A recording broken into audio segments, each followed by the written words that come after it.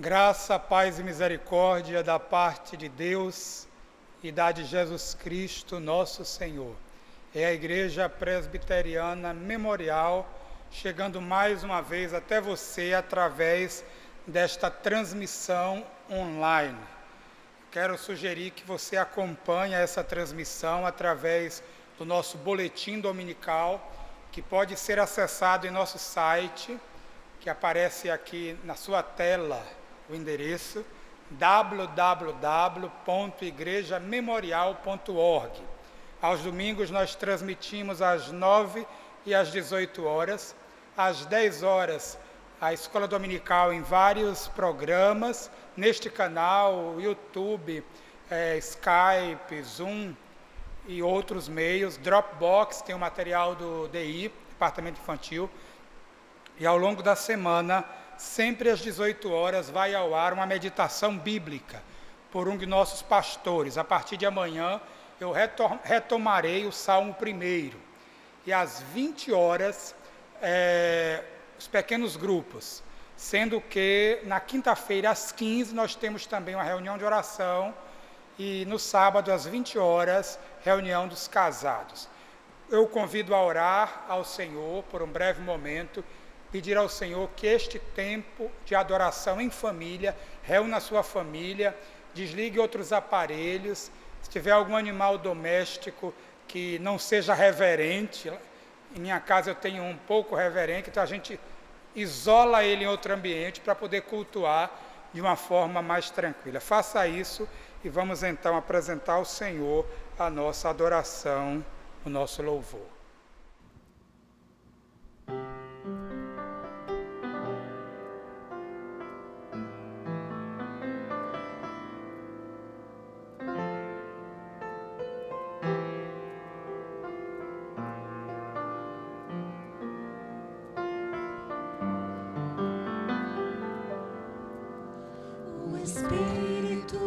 De Deus está aqui, operando em nossos corações, trazendo sua vida e poder, ministrando sua graça e amor. Os feridos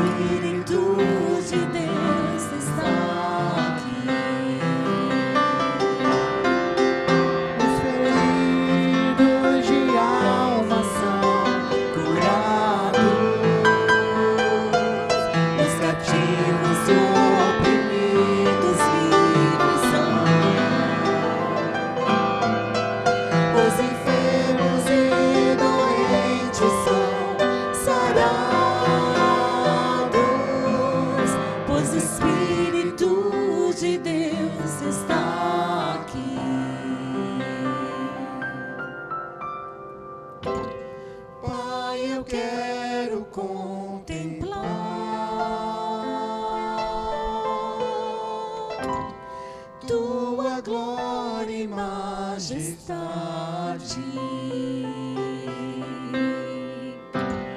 Pai, eu quero te adorar em espírito e verdade, não apenas no átrio ou no santo lugar. Entronizado tu estás entre os querubins. Oh, leva-me à sala do trono, pelo novo e vivo caminho, pelo sangue de Jesus, eterno sumo sacerdote.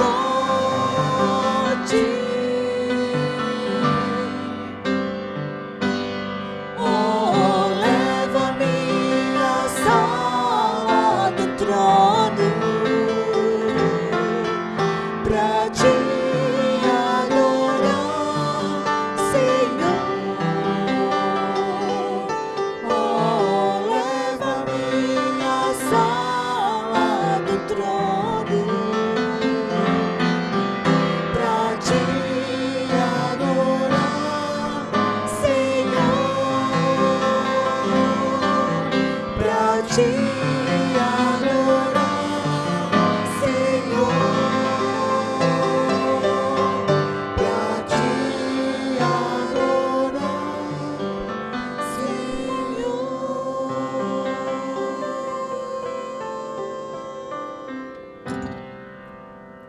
Salmo de número 22, versículos 22 a 24, é o texto que leremos neste momento. Salmo 22, a partir do versículo 22. A meus irmãos declararei o teu nome, cantar-te-ei louvores no meio da congregação. Vós que temeis o Senhor, louvai-o, glorificai-o vós todos, descendência de Jacó, reverenciai-o vós todos, posteridade de Israel, pois não desprezou, nem abominou a dor do aflito, nem ocultou dele o rosto, mas ouviu quando lhe gritou por socorro. Santo nome incomparável tem Jesus, o nosso Senhor.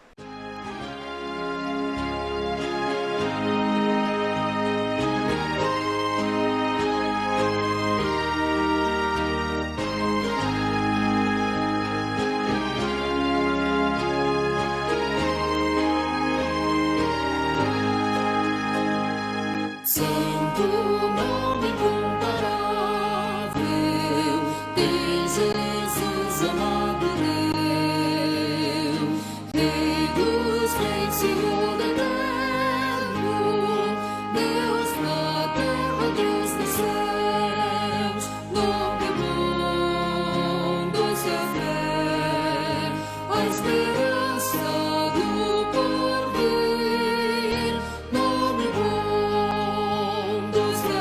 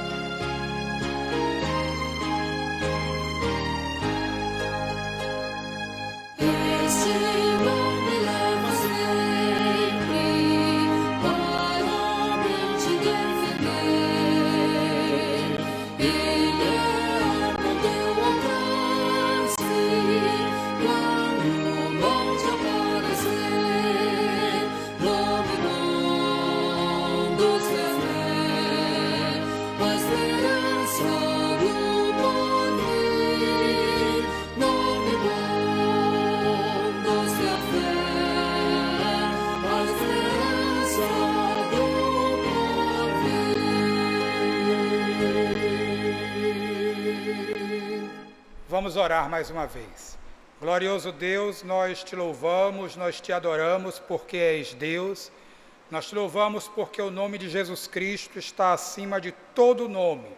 E nos curvamos reverentemente diante de ti, pedindo-te, ó Deus, que aceites os nossos cultos, que visites os nossos lares neste momento e que a tua presença santa se faça sentir, que a presença do teu Santo Espírito nos console, conforte e ajude, e que o nome que é sobre todo nome seja glorificado. Recebe o nosso culto, o nosso louvor e adoração. Fala-nos pelos méritos de Cristo, nós oramos. Amém. Amém. Nós prosseguiremos na leitura agora do Salmo de número 22, a partir do versículo 6. Salmo de número 22, a partir do versículo 6. A palavra do Senhor nos diz assim: Mas eu sou verme e não homem, opróbrio dos homens e desprezado do povo. Todos os que me veem zombam de mim, afrouxam os lábios e meneiam a cabeça. Confiou no Senhor, livre-o ele, salve-o, pois nele tem prazer. Contudo, tu és quem me fez nascer e me preservaste, estando eu ainda ao seio de minha mãe. A ti me entreguei desde o meu nascimento, desde o ventre de minha mãe, tu és meu Deus. Não te distancies de mim, porque a tribulação está próxima e não há quem me acuda. Muitos touros me cercam, fortes touros de Bazã me rodeiam. Contra mim abrem a boca, como faz o leão que despedaça e ruge.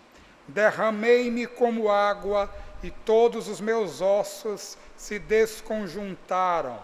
Meu coração fez-se como cera, derreteu-se dentro de mim. Secou-se o meu vigor como um caco de barro, e a língua se me apega ao céu da boca. Assim me deitas no pó da morte. Cães me cercam, uma súcia de malfeitores me rodeia. Traspassaram-me as mãos e os pés. Posso contar todos os meus ossos, eles me estão olhando e encarando em mim. Repartem-se entre si as minhas vestes, e sobre a minha túnica deitam sortes. Tu, porém, Senhor, não te afastes de mim, força minha. Apressa-te em socorrer-me. Livra a minha alma da espada e das presas do cão a minha vida. Salva-me das fauces do leão e dos chifres dos búfalos. Sim, tu me respondes. Eu os convido neste momento a orar ao Senhor, a curvar a sua cabeça, curve a sua cabeça, feche os seus olhos. Ore ao Senhor, confesse os seus pecados, confesse ao Senhor as suas angústias, as suas preocupações nestes dias de pandemia. Peça ao Senhor que tenha misericórdia de nós. Peça ao Senhor que nos salve destas situações, porque Ele tem poder para salvar. Oremos ao Senhor.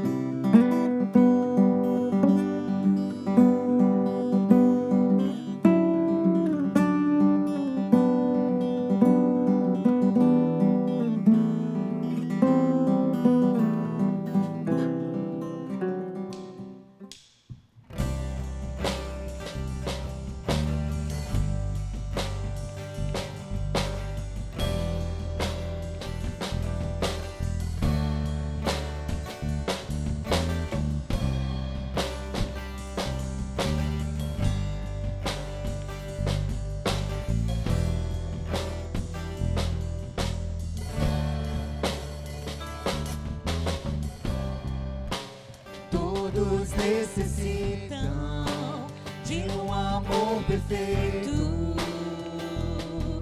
perdão e compaixão.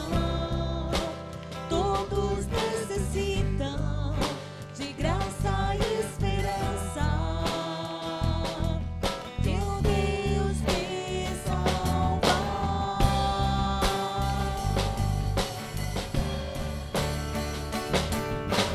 Cristo move as montanhas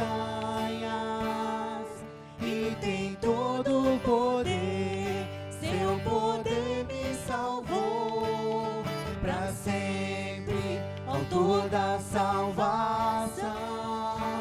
Jesus a morte venceu, sobre a morte venceu.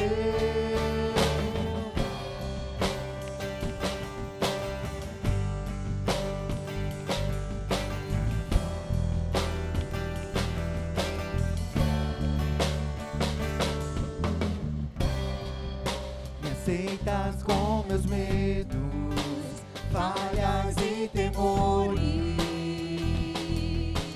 Enche o meu viver, a minha vida entrego pra seguir teus passos. A ti me rendo.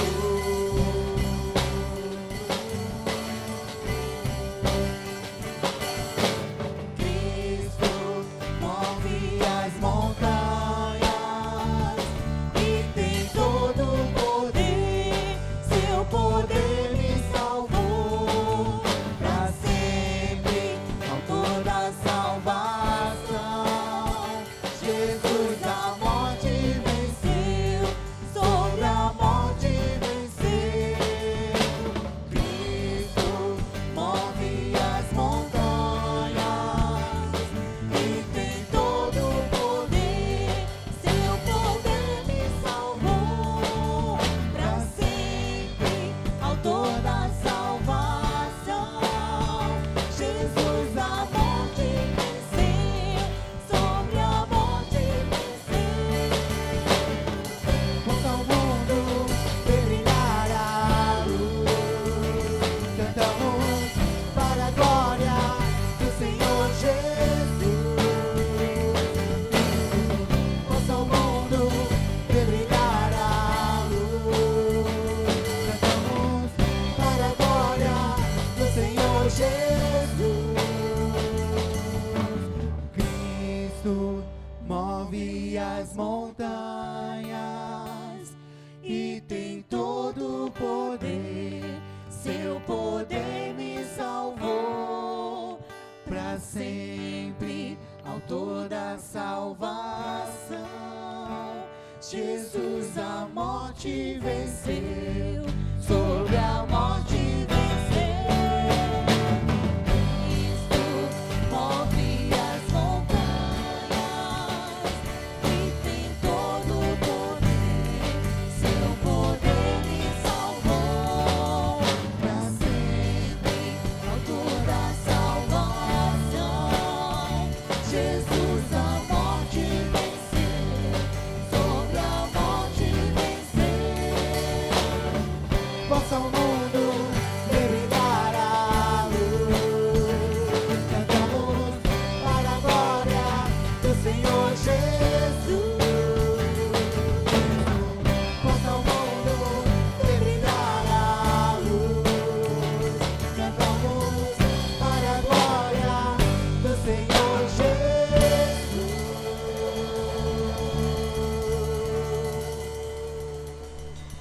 Nós prosseguimos em nosso culto ao Senhor neste tempo de dedicação, de consagração de vidas, e faço a leitura do Salmo de número 22, versículos 25 a 31. Salmo de número 22, 25 a 31. Acompanhe esta leitura. A palavra do Senhor assim nos diz: de ti vem o meu louvor na grande congregação. Cumprirei os meus votos na presença dos que o temem. Os sofredores hão de comer e fartar-se, Louvarão o Senhor os que o buscam, viva para sempre o vosso coração. Lembrar-se-ão do Senhor e a ele se converterão os confins da terra. Perante ele se prostrarão todas as famílias das nações, pois do Senhor é o reino, é ele quem governa as nações. Todos os opulentos da terra hão de comer e adorar, e todos os que descem ao pó se prostrarão perante ele, até aquele que não pode preservar a própria vida. A posteridade o servirá, falar-se-á do Senhor à geração vindoura, hão de vir anunciar a justiça dele, ao povo que há de nascer, contarão que foi ele quem o fez. O tempo de dedicação é quanto nós dedicamos ao Senhor as nossas vidas, agradecemos ao Senhor a sua imensa bondade, o seu operar maravilhas em nossa história. Nós nos lembramos dos livramentos passados, nós louvamos ao Senhor pelo livramento que Ele nos dará em meio a esta pandemia, em meio a este isolamento social. O Senhor livrar-nos-á. E neste tempo também vamos consagrar ao Senhor os nossos dízimos e as nossas ofertas. Este é o último domingo do mês, temos compromissos financeiros a saldar e eu convido a consagrar o seu dízimo, a sua oferta, através de uma transferência bancária, através de um depósito, e em havendo dificuldade, entre em contato com a nossa junta diaconal e os nossos diáconos estão recebendo, recolhendo dízimos e ofertas, efetuando o depósito, retornando o comprovante de depósito na conta da igreja, e então nós podemos consagrar ao Senhor os nossos dízimos e as nossas ofertas e honrar os nossos compromissos. Se você já entregou o seu dízimo, a sua oferta, nós louvamos a Deus por sua vida, que nos possibilitou cumprir os compromissos financeiros até aqui. Se você ainda não o fez, nós pedimos que o faça esta semana para que honremos os compromissos deste mês. Louvemos ao Senhor.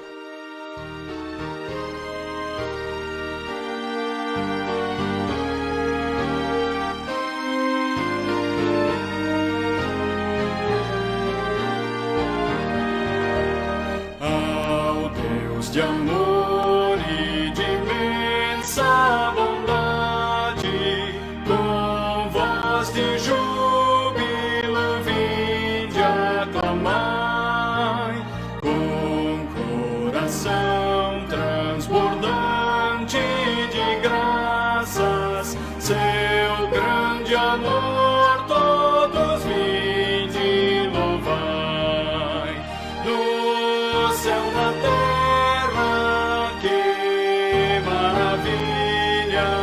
Vai operando o poder do Senhor, mas seu amor aos homens perdidos, das maravilhas é sempre a maior. Já nossos pais nos contaram a história de Deus falando com muito prazer, que nas tristezas, nos grandes perigos, Ele os salvou por seu grande poder.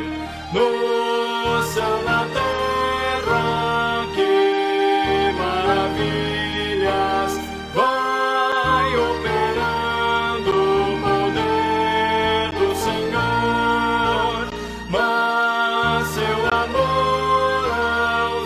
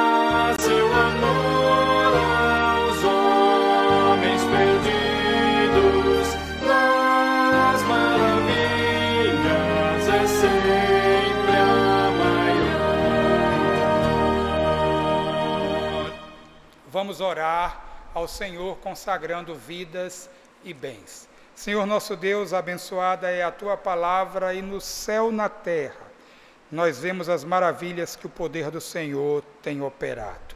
E o amor do Senhor aos homens perdidos. E o amor ao Senhor para conosco, que nos tem dado a provisão, de nós tem cuidado. Ó Deus bendito, tem misericórdia de nós e nos abençoa. Dá-nos o sustento, o pão de cada dia. Dá-nos, ó Deus, o sustento dos missionários, dos nossos funcionários. Dá-nos, ó Deus, o sustento de nossas famílias. Já contamos, já sabemos de pessoas desempregadas nas famílias, de pessoas que tiveram redução em suas rendas. Tem misericórdia delas, ó Deus. Abrevia estes dias de pandemia, de sofrimento. Restaura, ó Deus, a saúde do nosso povo. Restaura a economia do nosso país.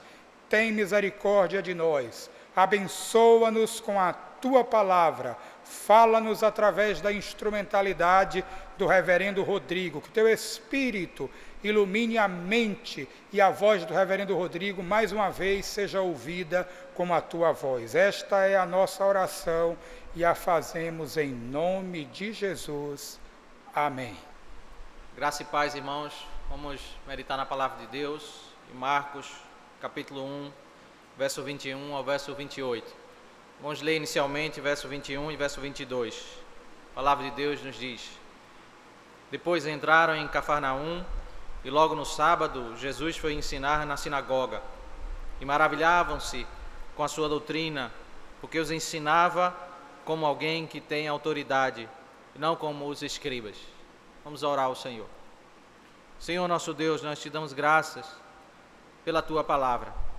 Damos graças, ó Deus, porque pela Tua bondade é que nós podemos, em nossa nação, abrir a Tua palavra e dentro, ó Deus, das circunstâncias que estamos vivendo, com toda dificuldade, ainda temos a oportunidade, ó Deus, de abrirmos a Tua santa lei, buscarmos alimento para a nossa alma, buscarmos, ó Deus, orar a Ti, enriquecer, ó Deus, os nossos corações com a Tua vontade e sermos desafiados, ó Deus, quando nós meditamos sobre esta narrativa que fala da Tua glória, que fala da Tua grandeza.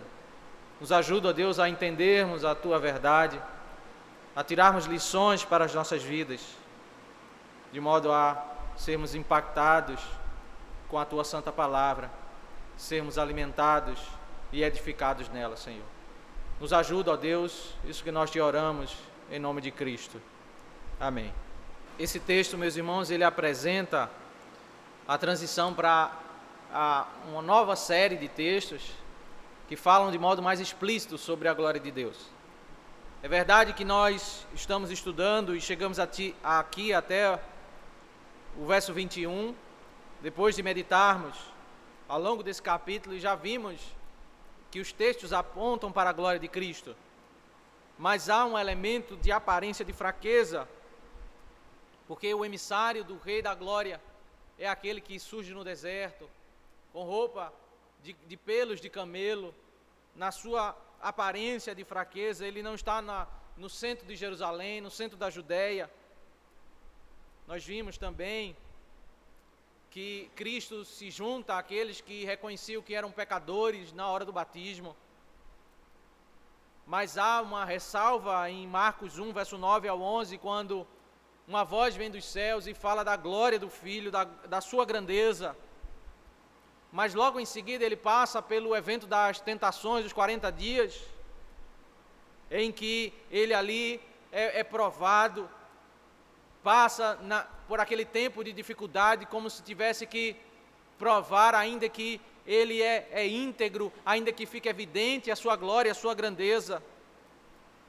Mas logo em seguida nós vemos também ele nas vilas da Galileia, na região dos gentios, pregando o evangelho não no templo, não na sede dos judeus, não ali em Jerusalém. Ele se aproxima de homens simples, homens pescadores, e esses são os seus discípulos, os mensageiros do rei, são homens simples, chamados pelo Senhor para proclamar a verdade do Evangelho. Mas agora nós vemos uma transição, porque se atentarmos, ao longo do capítulo 1, caminha aí algumas páginas, capítulo 2 e capítulo 3, nós vamos ver eventos muito semelhantes de curas, pregações, o Senhor chamando pessoas, o Senhor dando provas muito claras diante de todas as pessoas de que Ele é o Rei da Glória. E esse texto, ele marca essa transição quando mostra diante de todas as pessoas, e isso chama a atenção no início do seu ministério. É uma marca desse texto, como as pessoas ficam impactadas com o seu ensino e com as suas obras, com a evidência do seu poder acima do reino das trevas.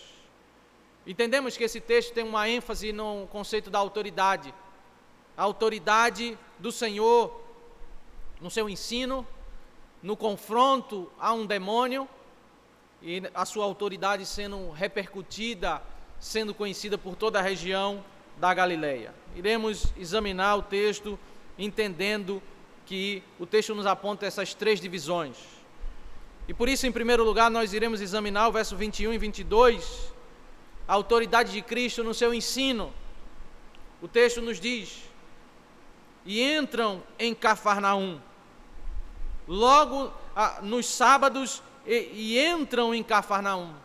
De fato, o texto original ele está no presente.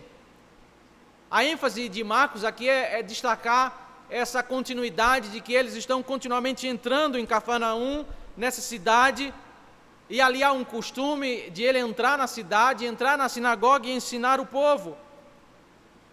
O verso 21 e 22 não fala sobre um evento específico, mas fala sobre o costume de Cristo, juntamente com os seus discípulos, de entrarem na cidade de Cafarnaum para ali estabelecer o ensino do Senhor. Se nós atentarmos um pouco para entendermos isso, à luz de Mateus, capítulo 4, o verso 12 ao verso 17, ali nós temos a informação de que Cristo ele foi morar em Cafarnaum. Ele circulava por outras sinagogas, por outras regiões, mas ele estava continuamente entrando em Cafarnaum, porque ali era a base dele, era ali que ele morava, e ele continuamente estava voltando para aquela região que Isaías 9 chama de a região das trevas, a região da sombra da morte, que agora tem diante deles aquele que traz a luz, que traz a verdade, que ilumina aqueles que andam no lugar dos gentios. Cristo está entrando continuamente na cidade de Cafarnaum, e o texto diz: e logo aos sábados, entrando na sinagoga, ensinava.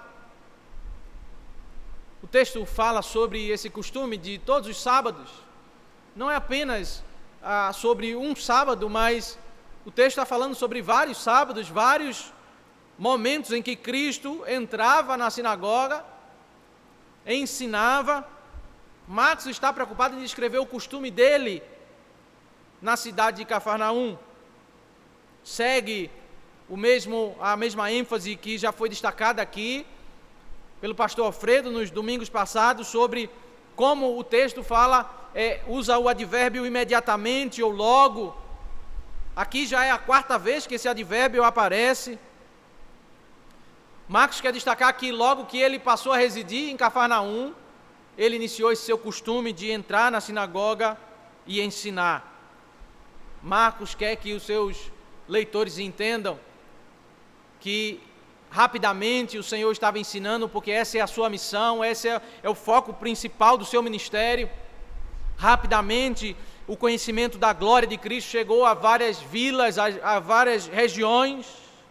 Rapidamente as pessoas puderam contemplar a glória de Deus ao ver Cristo exercendo o seu ministério. Ao se depararem com Ele, ao se encontrarem com Ele, eles viram algo fora do normal, eles viram Ele cheio da glória. Ele entrava nas sinagogas para ensinar. As sinagogas, meus irmãos, elas surgem no contexto do cativeiro babilônico. Ali o povo, quando foi levado para a Babilônia, não tinham templo, não tinham como se reunir todos em um mesmo lugar para adorar e oferecer sacrifícios. Eles faziam aquilo que era possível, eles se reuniam em casas para orar, para ler a palavra, para haver pregação e alimentação do povo de Deus na sua palavra. Eles estavam preocupados naqueles dias de privações, de alimentarem o coração deles com a verdade de Deus, com a fé no Senhor, e eles se reuniam nas sinagogas. As sinagogas continuam existindo pós o cativeiro babilônico, porque todo aquele que tem dificuldade de ir ao templo no dia do Senhor, no dia da adoração, eles vão, no contexto da antiga aliança, eles vão para a sinagoga para ali ler, ouvir a pregação da palavra e orar juntos ao Senhor. Uma sinagoga precisava de 10 homens, habitando num lugar para ser aberta, e ali era colocado um homem, um mestre. Muitas vezes era um escriba que era colocado ali como líder da sinagoga, e ele era responsável pela liturgia. Isso nos ensina, meus irmãos, como o povo de Deus em todo momento, em toda a história, nas demais circunstâncias em que eles foram privados de adorarem ao Senhor comunitariamente, eles buscaram fazer aquilo que era possível, preocupados com os seus próprios corações, preocupados com o que eles tinham no seu entendimento de cultivar a fé no Senhor, de cultivar um coração voltado para Deus. Eles se reuniam dentro das suas possibilidades para enriquecerem a sua alma e para cultivarem a fé no Senhor. Marcos quer destacar aqui, no verso 21 e 22, esse costume de ele entrava e ele ensinava aos sábados. Entrando na sinagoga, ele ensinava. Foi para isso que ele chamou 4 homens, pescadores, para eles serem pescadores de homens, para eles serem pregadores, para eles pregarem e fazerem aquilo que Cristo fazia e ensinava como o foco principal do seu ministério. Ele continuamente estava entrando e ensinando, e ele fazia isso porque nas sinagogas era costume, quando aquele líder da sinagoga ele se encontrava com um escriba, um rabino, alguma outra pessoa que era reconhecido pela comunidade como um mestre da lei, ele passava a palavra para esse mestre da lei para ele trazer uma pregação da palavra. Ele lia o Antigo Testamento e essa leitura depois havia a explicação da palavra. Isso nos mostra que Cristo já era reconhecido por essa comunidade como um mestre, como um rabino, como um pregador da palavra, como aquele que trazia a verdade ao ser explicada a palavra, o entendimento verdadeiro sobre a palavra que é a verdade. E nos chama a atenção aqui, como Marcos quer enfatizar esse impacto da pregação de Cristo. O verso 22 diz: e ficavam maravilhados com o ensino dele. Eles ficavam impressionados, eles ficavam intrigados, surpreendidos. Eles estavam com corações tomados de sensibilidade diante daquilo que era ensinado pelo Senhor, daquilo que era trazido ao coração deles. Bem diferente, meus irmãos, daqueles dias do profeta Isaías, quando o Senhor chama o profeta e diz que ele iria pregar, as pessoas iriam ouvir, mas os seus ouvidos estariam fechados. Tamanha era a insensibilidade daqueles dias, que as pessoas ouviriam a pregação da palavra e elas não reagiriam devidamente, elas não seriam transformadas, elas não seriam impactadas. Elas foram marcadas por desprezo à pregação da palavra no contexto do profeta Isaías. Mas aqui é impressionante como eles são impactados pela mesma palavra. Diante das verdades eternas, eles, tomados de sensibilidade, de quebrantamento, isso nos faz a seguinte reflexão, meus irmãos: como nós temos reagido diante da pregação da palavra? O que a palavra tem impactado em nossa mente, em nosso coração? Qual tem sido o nosso interesse em ouvir a pregação da palavra, em conhecer mais do Senhor, em conhecer mais desse Deus glorioso? Como nós temos reagido com entusiasmo, com apatia, quebrantamento e sensibilidade? De fato, o modo como nós temos reagido, isso revela um pouco como está o estado do nosso coração, como está a nossa fé, como está o nosso relacionamento com Deus, o modo como nós reagimos diante da pregação da palavra fala como nós estamos com o Senhor. Algo chamava a atenção daqueles ouvintes, especialmente o texto destaca, Marcos quer de fato esclarecer isso, o motivo pelo qual eles estavam impressionados, porque os ensinava como alguém que tem autoridade e não como os escribas. É preciso entender isso à luz da comparação. Eles estavam acostumados a ouvir escribas que ao ensinarem eles citavam rabinos anteriores, eles citavam vários mestres e muitas vezes as suas explicações eram confusas. As pessoas não entendiam de tantas citações, de tantas referências que eram trazidas, eles não entendiam de modo simples o significado do texto.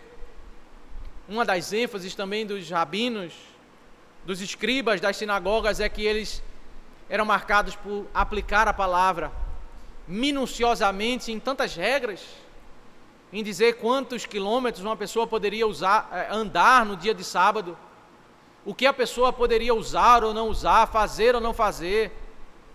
E eles saíam da simplicidade da palavra para criar várias regras, vários julgos para a vida do povo, de modo a se apartarem do sentido do texto. Não havia clareza no ensino deles, não havia uma autoridade sendo reconhecida, porque o ensino deles não era coerente. Mas Cristo ensinava com autoridade.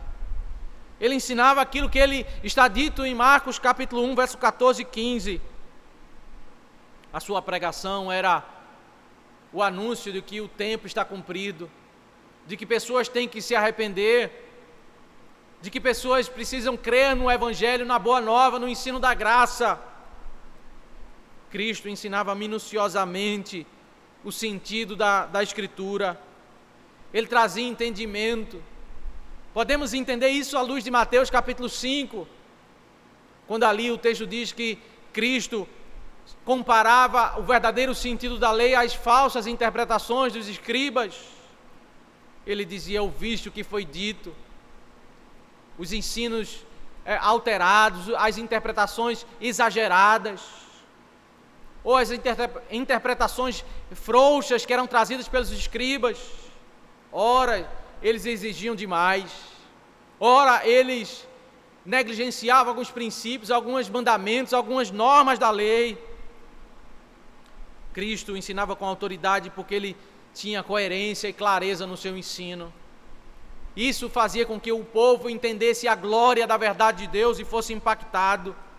A palavra que é a verdade de Deus, a Escritura que é a santa palavra de Deus, que tem perfeição, que traz luz ao nosso coração, traz luz ao nosso entendimento. Quando nós somos tomados de compreensão da palavra de Deus, nós somos tomados desse impacto, nós ficamos maravilhados, porque a palavra ela nos mostra sobre a glória de Deus, sobre a sua grandeza, e não há como contemplar a grandeza do Senhor, a sua glória, e ficarmos apáticos, e ficarmos como que insensíveis diante da sua grandeza, diante da sua glória. A autoridade de Cristo no seu ensino, porque a sua palavra revela a glória de Deus. O segundo aspecto do texto é a autoridade de Cristo no confronto a um demônio. O verso 23 nos diz: não tardou que aparecesse na sinagoga um homem possesso de espírito imundo, o qual bradou: que temos nós contigo, Jesus Nazareno? Vieste para perder-nos? Bem sei quem és, o Santo de Deus. Agora sim a narrativa sai de algo que é uma descrição bem geral, o costume de Cristo entrar na sinagoga todos os sábados, para agora fazer referência a um sábado específico, um momento específico em um daqueles muitos sábados. O verso 23 ao verso 26 narra o momento em que um homem endemoniado entra e confronta Cristo no meio da sinagoga. E logo estava na sinagoga deles um homem com um espírito imundo. Ele repetia todos os sábados ensinando na sinagoga, mas não demorou muito tempo. Aqui Satanás enviasse um espírito maligno para aquele ambiente, para confrontar a Cristo. Havia um homem endemoniado, uma pessoa tomada, possuída por um espírito maligno, controlada pelo espírito maligno. De fato, meus irmãos, a Escritura nos fala sobre o reino das trevas, nos apresenta a realidade de que existem espíritos malignos, existem demônios que influenciam, que por vezes entram nas pessoas e dominam pessoas, dominam seus atos. Satanás e os seus espíritos malignos e seus espíritos imundos, os demônios, eles são uma realidade presente. Seres espirituais que querem destruir o homem, que querem influenciar e dominar sobre o homem, é uma realidade que a Escritura fala. O fato é que em dias de racionalidade, os homens querem negar essas verdades. Eles acham que, na realidade, a Escritura e esses que escreveram os livros do Novo Testamento, eles na realidade eles se confundiram, porque ali eram problemas de epilepsia, ou problemas de doenças. Eram pessoas doentes mentais e que eles não discerniram que eram esses problemas de saúde, e eles acharam que eram problemas espirituais. O problema do homem moderno e pós-moderno é que ele não consegue acreditar naquilo que ele não pode explicar. E por isso ele termina negando a Escritura, negando as verdades que são ditas na Escritura. Ele entra neste homem, ele entra na sinagoga e ele confronta o Rei dos Reis, o Senhor dos Senhores, e gritou dizendo: o que a nós e a ti, Jesus Nazareno? Vieste para nos destruir? Tenho visto que tu és o Santo de Deus. Ele faz duas perguntas e uma afirmação. A primeira pergunta é algo como: qual é o problema entre nós e você? Perceba que é como se o demônio estivesse falando em nome dos demais demônios. Ele quer entender o problema entre Cristo e os seres espirituais malignos, os seguidores de Satanás, sobre essa guerra espiritual. Qual é o problema entre eles? Na realidade, a segunda pergunta esclarece mais qual é a ideia que ele quer entender. Viestes para nos destruir. Ele sabe que ele entende que ele foi destinado para a condenação eterna. Ele sabe que haverá um momento em que o Filho de Deus vai vir para enviar ele para a condenação eterna, mas ele quer entender se aquele é o momento, se a vinda de Cristo naquele momento é para ele ser destruído, para ele ser condenado. E depois ele afirma: tenho visto que tu és o Santo de Deus. Ele olha para as ações de Cristo, os ensinos de Cristo, o que ele tem feito nos dias anteriores. E o demônio tem a percepção de que ele é o Santo de Deus. O espírito imundo sabe que ele é imundo e sabe que Cristo é o Santo, ele é o Santo de Deus. Pode ser porque o demônio tenha acreditado na pregação de João Batista em Marcos capítulo 1, verso 7 e verso 8. Pode ser porque o demônio estava presente naquela situação em que o Pai abre os céus e fala lá dos céus, da glória do Filho. Pode ser porque ele estava presente na tentação que o diabo fez a Cristo e viu a integridade do Filho, ele sem errar, ele sem falhar, ele como o Santo de Deus. Pode ser porque no verso 14 e 15, ao ouvir a pregação de Cristo, ele tenha se convencido de que ele era o Messias, o Santo de Deus. O fato, meus irmãos, é que o demônio estava convicto de que ele era o Messias, sem pecado, o Santo, o Filho de Deus. Não chegou nem ao final do primeiro capítulo de Marcos, e o demônio já está convencido de que ele é o Santo de Deus. Hoje, meus irmãos, algumas pessoas leem todo o Novo Testamento, toda a Bíblia, e elas não se convencem de que Cristo é o Filho de Deus, é o Santo de Deus.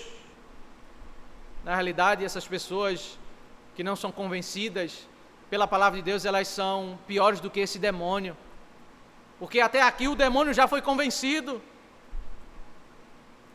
que ele é o Santo de Deus, ele é o Filho de Deus enviado para destruir os seres malignos. Perceba que Satanás e esses demônios estavam vendo o cenário da sinagoga, onde a palavra era ensinada, pessoas se reuniam, mas o ensino era sem autoridade, e esses espíritos malignos não se manifestaram. Mas bastou o momento em que a palavra de Deus foi pregada com autoridade, com coerência, com clareza, a palavra de Deus que destrói o ensino de Satanás, que destrói o projeto de Satanás, e Satanás saiu para o confronto, porque ele não tem prazer no ensino da palavra. Ele vai para o confronto porque a palavra de Deus destrói os conceitos falsos de Satanás. O que nós percebemos aqui no verso 25 é a reação de Cristo. Ele o repreende, mas Jesus repreendeu ele dizendo: seja calado e sai dele. Cristo repreende tudo que o demônio faz. O demônio tem duas perguntas, Cristo repreendeu ele. Repreendeu sua curiosidade de saber qual é o dia em que Deus decretou da destruição deles.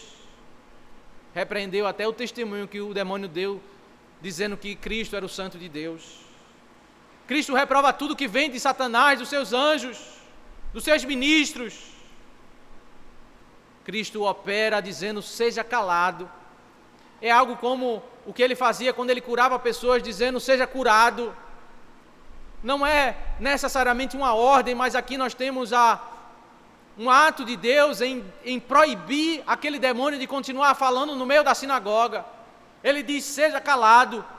Ele age para proibir a habilidade daquele demônio de ficar falando no meio da sinagoga. E depois ele ordena: sai dele. Ele ordena que aquele homem seja liberto das amarras de Satanás, de que aquele homem seja liberto dessa possessão, daquele espírito que quer destruir a vida desse homem. E imediatamente o texto diz que a palavra de Cristo é cumprida.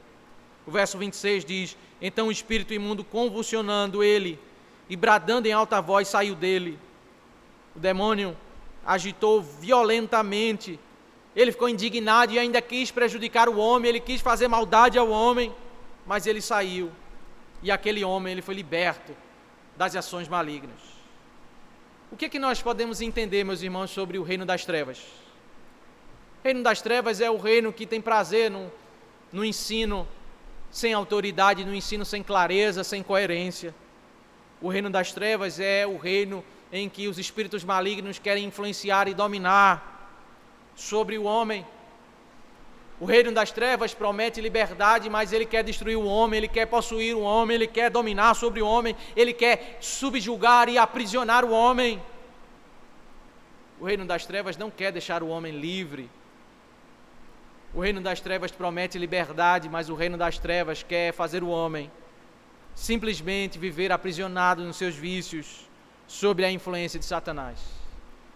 As pessoas querem liberdade, muitas vezes lidam com medos, superstições, e para lidar e alcançar a liberdade, vencer medos e superstições, muitas vezes elas correm para lugares de magia, ambientes das trevas. Elas correm para lugares onde o Satanás e os seus ministros, os seus espíritos malignos, eles estão sedentos para aprisionar pessoas. Elas acham muitas vezes que ali é o lugar da sorte, o lugar da libertação, e elas caminham para o lugar do aprisionamento. Elas caminham para o lugar onde ali eles são dominados, eles são presos. Mas o que é o reino de Cristo, meus irmãos? O reino do poder e da libertação. É ali onde está o verdadeiro rei, é no reino de Cristo. É no reino de Cristo onde nós somos libertos das amarras de Satanás. Nós somos afastados da influência satânica, dos espíritos malignos. Nós somos afastados desse jugo de opressão, de domínio. Nós caminhamos para a liberdade, a verdadeira liberdade, liberdade dos vícios, liberdade de um caminho destrutivo, liberdade dos nossos próprios corações. Porque quando nós vivemos em Cristo, nós não olhamos para os nossos corações como parâmetro, como lei, mas olhamos para Cristo como nossa referência. Em terceiro lugar, esse texto ele nos ensina sobre a autoridade de Cristo, que foi repercutida em toda a região da Galileia. O verso 27 diz: todos se admiraram a ponto de perguntarem entre si: que vem a ser isto? Uma nova doutrina? Com autoridade ele ordena aos espíritos imundos e eles lhe obedecem. O verso 27, meus irmãos, começa a falar sobre esse impacto do povo que presenciou esse subjugar de Cristo aos demônios. O texto diz literalmente que eles ficaram intrigados. É um tipo de admiração em que eles ficaram com certa curiosidade. Ao mesmo tempo que eles se apercebem mais da grandeza de Deus, eles chegam ao entendimento de que ainda há muito mais a se descobrir sobre esse Deus. Veja, a cada sábado em que eles meditavam na palavra de Deus, eles aprendiam sobre o poder desse Cristo, eles aprendiam e apreciavam Cristo, ficavam admirados com Ele. Mas quando eles se depararam com essa obra de Cristo, eles viram que havia muito mais a se aprender. Esse tipo de admiração, meus irmãos, que está no coração deles. Eles perceberam que há muito mais a beber nesse Deus, a conhecer mais dele. Eles fazem aqui duas perguntas e depois afirmam aquilo que eles percebem diante da grandeza de Deus, ao ponto de questionarem entre eles, dizendo: o que é isto? O que é este novo ensino? Pois com autoridade também ordena aos espíritos imundos e a ele obedecem. Eles estão impressionados. Estão impressionados com a cada sábado o Senhor ensinando e eles bebendo da palavra do Senhor. Mas Cristo é totalmente diferente dos exorcistas judeus que haviam naqueles dias, ambulantes, que faziam rituais, queimavam incenso, jogavam líquidos, faziam toda uma estrutura para tentar expulsar um demônio, mas Cristo simplesmente dá a ordem. Ele proíbe o demônio de falar e ele dá a ordem: saia deste homem. E ele consegue êxito porque ele domina, ele realmente tem poder, ele tem autoridade. A admiração deles eles estão surpreendidos ao contemplar mais da grandeza de Cristo, mais detalhes sobre a grandeza do Senhor. Nós certamente, meus irmãos, nós conhecemos o nosso Deus, mas nós precisamos trazer à memória esse sentimento, trazer ao nosso coração essa atitude de buscarmos conhecer mais de Deus, para contemplarmos mais do Senhor, do seu caráter e sermos surpreendidos, sermos impactados, ficarmos maravilhados, à medida que conhecemos mais do Senhor, do Deus eterno, que conhecemos mais do seu poder, da sua glória. Por isso, o texto diz no verso 28, e logo saiu a notícia dele por toda a região da Galileia. Novamente o mesmo advérbio.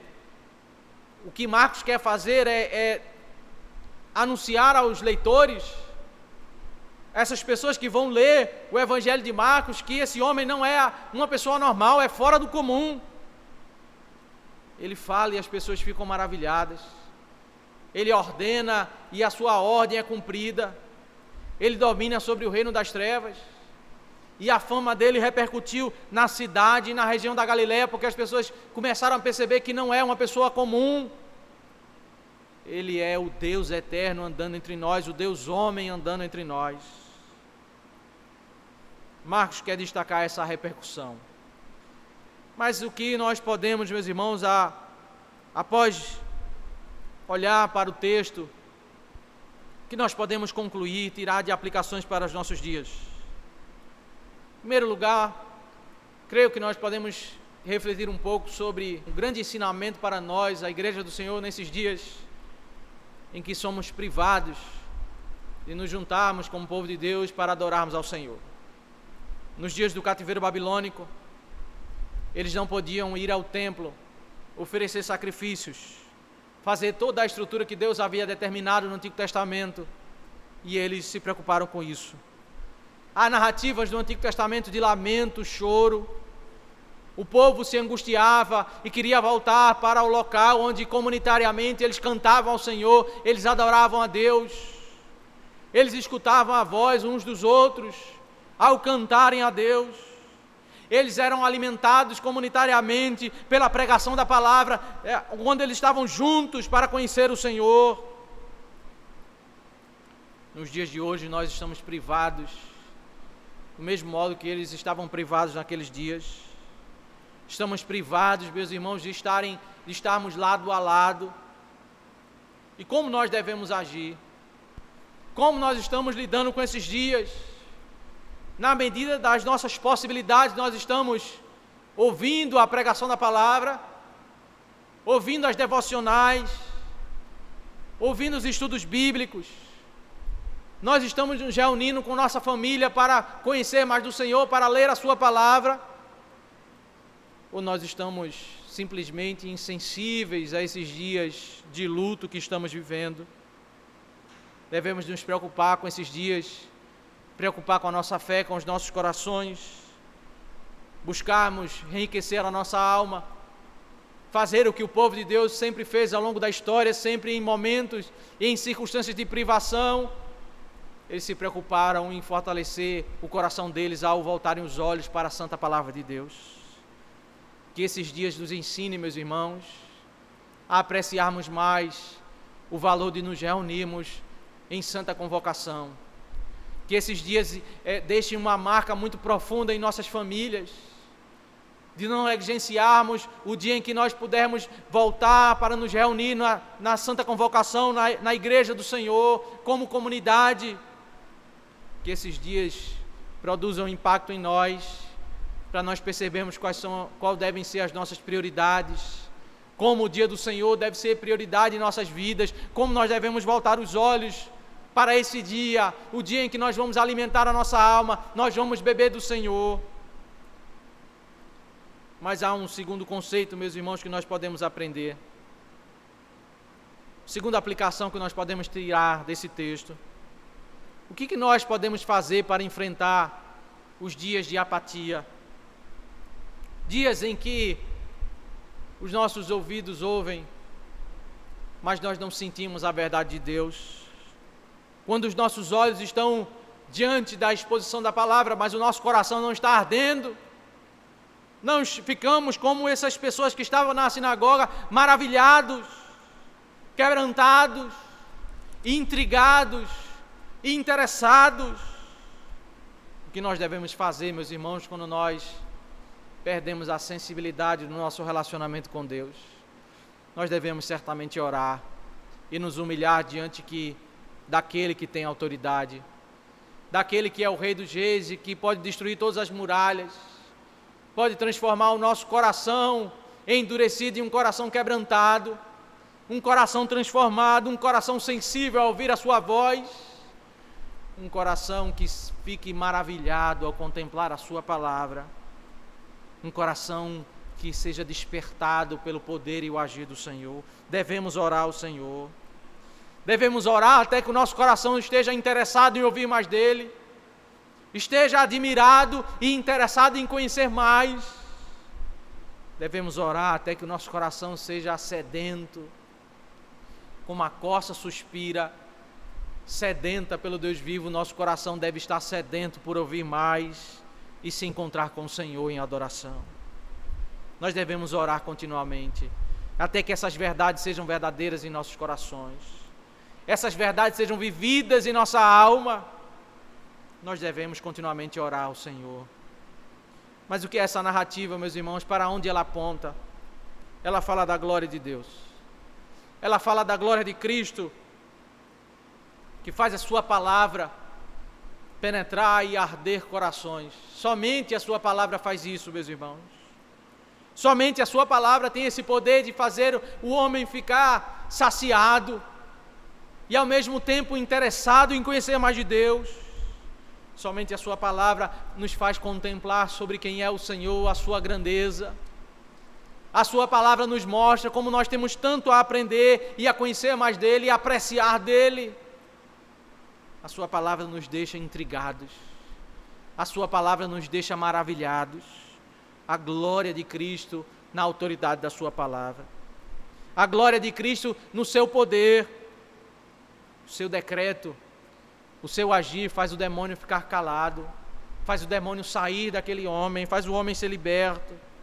A glória de Cristo ao mostrar que Ele tem poder sobre todo o mal, sobre toda a maldição, sobre toda a magia. toda e qualquer feitiçaria. É Ele quem tem poder para libertar o homem do seu cativeiro, dos seus vícios, de uma vida sem propósito, de uma vida que não vive em paz, em alegria para adorar a Deus e se agradar e se deleitar nele. Esse texto, meus irmãos, ele tem elementos que apontam para a glória de Cristo na cruz do Calvário. Cristo caminha para a morte, e a Bíblia diz em Colossenses 2 e em Hebreus 2 que na sua morte Ele vai despojar os principados e as potestades. É na sua morte que Ele vai ali destruir o poder de Satanás. A mesma coisa que Ele fez em pequena medida ao expulsar o demônio da vida daquele homem. Ele vai despojar Satanás. Ele vai destruir principados e potestades ali na cruz do Calvário. Do mesmo modo em como Ele penetrou no coração dos homens, na sinagoga a cada sábado, por sua morte, a sua verdade vai ser penetrada em todas as nações, em corações de várias línguas e idiomas. Pessoas por todo o mundo vão ouvir essa mensagem e elas vão ser impactadas, porque a cruz do Calvário vai fazer exatamente isso, o Evangelho penetrar e arder no coração dos homens. Portanto, meus irmãos, essa narrativa fala sobre o poder de Deus para salvar vidas. Fala do Evangelho penetrando, destruindo as amarras de Satanás e penetrando no mais profundo do coração do homem. O Evangelho é o poder de Deus para salvar todo aquele que se arrepende e crê na boa nova da salvação. Se você ainda não se arrependeu e não creu no Evangelho, se arrependa e creia na palavra do Senhor para a glória de Deus Pai. Que Deus nos abençoe. Oremos ao Senhor. Senhor, nosso Deus e Pai, nós te louvamos, ó Deus, pelo teu poder e tua glória. Te louvamos pelo teu Filho, Jesus Cristo, a quem enviaste e revelaste, ó Deus, a sua autoridade, a sua glória. Glória que aponta para a tua glória, ó Deus. Glória a Deus, que nós nos deleitamos, nós ficamos impressionados, impactados, admirados. Nos ajuda, ó Deus, a sermos alimentados com essas verdades, a que o nosso coração assimile, ó Deus, essas verdades e sejamos profundamente, ó Deus, impactados para a glória do teu próprio nome. Levanta, ó Deus, um povo sedento a te adorar. Levanta um povo, ó Deus, que está prestes e pronto, ó Deus, a ficar admirado diante da tua presença, diante da exposição da tua palavra. Isso que nós te clamamos, ó Deus, e nós te oramos, em nome de Cristo. Amém. Nós estamos encerrando esta transmissão, agradecendo a você que nos acompanhou nessa estreia ao vivo, a partir das 18 horas, a você que nos assistirá através do canal no YouTube, ao longo desta noite ou ao longo desta semana, a você que compartilhará esta transmissão para abençoar outras pessoas. Nós convidamos você a acompanhar as transmissões de nossa igreja. Todos os dias às 18 horas, nós transmitimos uma breve mensagem bíblica, algo em torno de 10 minutos no máximo, algumas com menos do que isso, para alentar e consolar o seu coração. Às 20 horas, de segunda a quinta, nós temos grupos de estudo bíblico. Estamos estudando os livros da Bíblia através dos pequenos grupos. Nossos pastores, o irmão Felipe, tem se esmerado nessa transmissão, nesse compartilhar da palavra de Deus. Às 15 horas da quinta-feira, nós temos uma reunião de oração, dirigida pela Sociedade Auxiliadora Feminina. A irmã Eunice tem dirigido essa reunião com muita propriedade. E aos sábados, sempre às 20 horas, uma reunião de casais, ela tem acontecido pelo Skype. Então eu convido a acompanhar esta reunião, entre em contato com o presbítero Johnny Talmon, com o irmão Alisson Ricardo, e tire alguma dúvida que você tiver com relação a essa transmissão. E reafirmamos mais uma vez, se você precisar de alguma ajuda, de alguma assistência, a nossa junta diaconal está de prontidão. De repente, levar algum remédio, comprar algum alimento em um supermercado, se você pertence a um grupo de risco e não pode sair de sua casa, a nossa junta diaconal está de prontidão, os nossos diáconos estão prontos para servir a Deus e servir a igreja do Senhor. Que o Senhor nos abençoe, que você tenha uma semana de paz. Clamemos aos céus que estes dias sejam abreviados, para que possamos mais uma vez nos juntar e presencialmente adorar ao Senhor. Recebam a bênção. Curve sua cabeça mais uma vez. Que o amor de Deus, o nosso eterno Pai, que a graça salvadora de Jesus Cristo, Salvador, Senhor nosso, que as consolações do Espírito Santo estejam em cada lar, com cada família e com todo Israel de Deus em toda a face da terra, desde agora e para sempre. Amém, amém e amém.